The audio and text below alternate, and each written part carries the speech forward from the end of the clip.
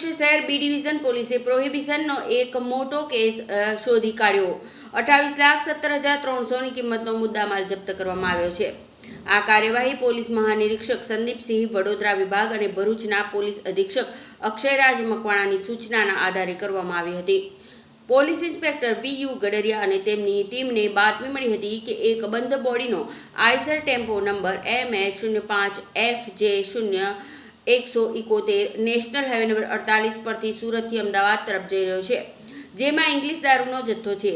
પોલીસે આ બાતમીના આધારે ટેમ્પોને પકડી પાડ્યો હતો। તપાસ દરમિયાન પોલીસને જાણવા મળ્યું કે ટેમ્પામાં વેસ્ટ પાવડર અને પ્લાસ્ટિકના દાણાની આડમાં બનાવટી બિલ સાથે જુદી જુદી ભારતીય બનાવટના જુદી બ્રાન્ડના બિયરનો મોટો જથ્થો છુપાવવામાં આવ્યો હતો।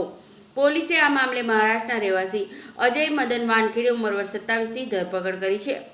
જપ્ત કરાયેલો મુદ્દામાલ પોલીસે ઘટના સ્થળેથી કુલ 28,17,300નો મુદ્દામાલ જપ્ત કર્યો છે, જેમાં નીચેની વસ્તુઓનો સમાવેશ થાય છે: 7,680 બિયર ટીન જેની કિંમત ₹18,16,800 છે, આઈસર ટેમ્પો નંબર MH05FJ0171 જેની આશરે કિંમત 10 લાખ છે, એક નોકિયા મોબાઈલ જેની આશરે કિંમત 500 છે, ડ્રમ અને બોક્સ જેમાં વેસ્ટ પાવડર અને પ્લાસ્ટિકના દાણા ભરેલા હતા જેની કિંમત 0 દર્શાવવામાં આવે છે।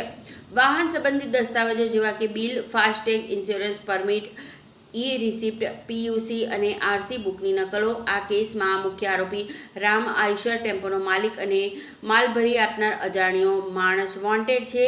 આ સફળ કાર્યવાહીમાં પોલીસ ઇન્સ્પેક્ટર એ.બી.